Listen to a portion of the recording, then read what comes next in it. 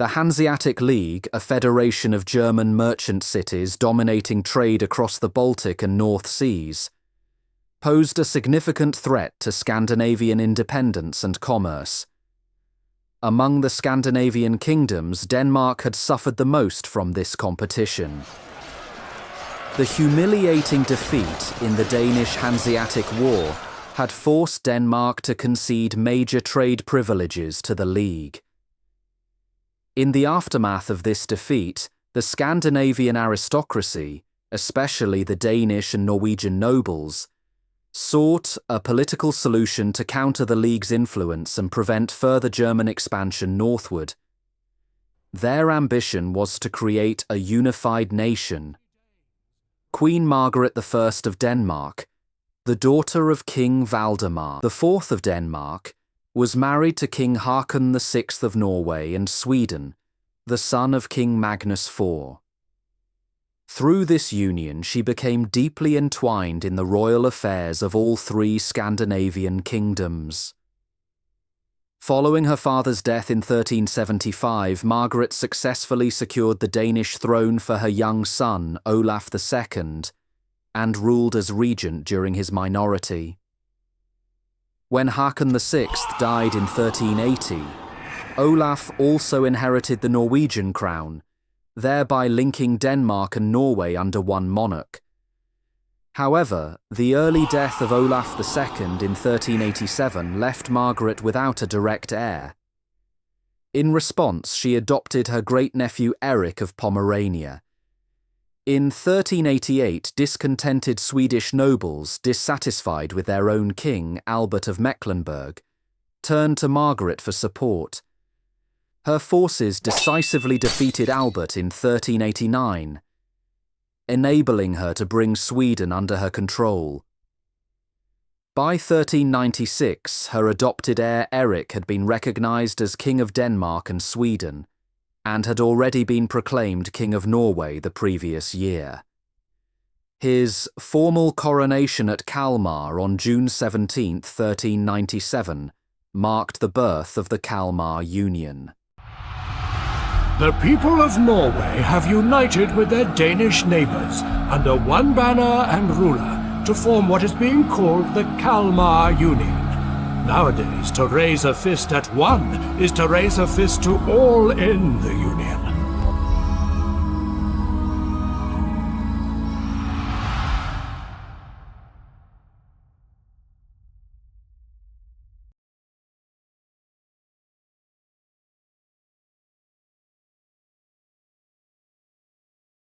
The Kalmar Union was finally established in 1397, was a remarkable yet fragile political experiment that united the three Scandinavian kingdoms of Denmark, Norway, and Sweden under a single monarch. At its height, the union covered most of northern Europe, a vast realm stretching from the North Sea to the Arctic Circle. However, beneath the appearance of unity, deep political and economic divisions simmered. Denmark, as the dominant partner, sought to control foreign policy and trade, while the Swedish nobility resisted Danish influence and the growing power of the Holstein dynasty. The first major rupture came in the 1430s, when discontent erupted into the Engelbrekt Rebellion, led by Engelbrekt Engelbrektsson. The rebellion, fueled by anger over heavy taxation and trade restrictions, ultimately led to King Eric's overthrow. The Union entered a period of instability.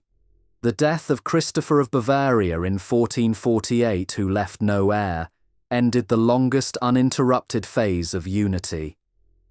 Karl Knutsson Bonde became King of Sweden and briefly of Norway, while Christian I of Oldenburg took the Danish and Norwegian thrones. Their rivalry sparked intermittent wars for supremacy across Scandinavia. Christian temporarily seized Sweden in 1457, but was driven out after a rebellion led by Karl's supporters.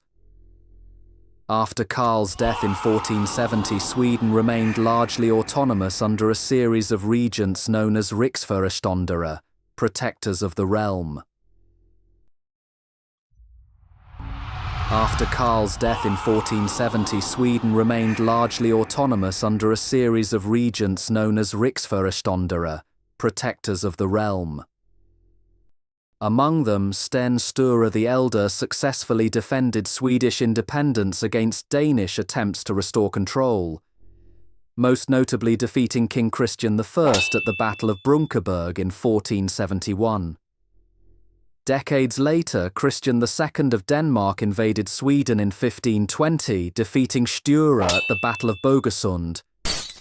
His subsequent coronation as King of Sweden was overshadowed by the infamous Stockholm bloodbath, in which dozens of Swedish nobles and clergy supporters of Sture were executed.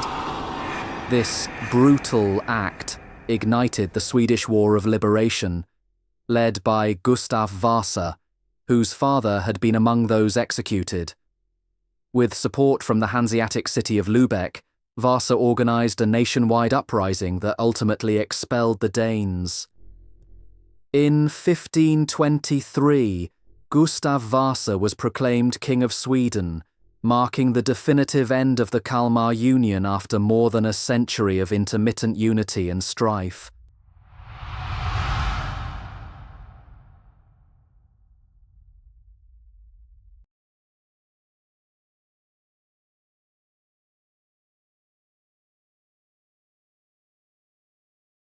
Denmark and Norway remained linked under the Danish crown. The union between these two kingdoms gradually evolved into a more centralized monarchy dominated by Copenhagen. Following the Count's feud, a civil war that destabilized Denmark, the Danish Privy Council formally declared Norway a Danish province in 1536, while Norway technically retained its status as a kingdom and maintained its own laws. Its Council of the Realm and central institutions were dissolved, leaving it politically subordinate to Denmark. Thus began the Denmark-Norway Union, which endured for nearly 3 centuries. Historian Sverre Barge identifies several factors that contributed to the instability of the Kalmar Union. The significant power of national aristocracies within each kingdom. The differing impacts of the Union's foreign policy on Denmark, Norway and Sweden. For instance, Danish-led attempts to expand into northern Germany advanced Danish interests but proved costly for Sweden, which faced higher taxes and restrictions on exporting iron to the Hanseatic League. The challenges posed by geography, which made centralized control difficult, particularly during periods of rebellion. The vast territorial extent of the Union, which complicated administration and governance. Denmark's limited capacity to enforce the Union, as it was not strong enough to compel Norway and Sweden to remain united.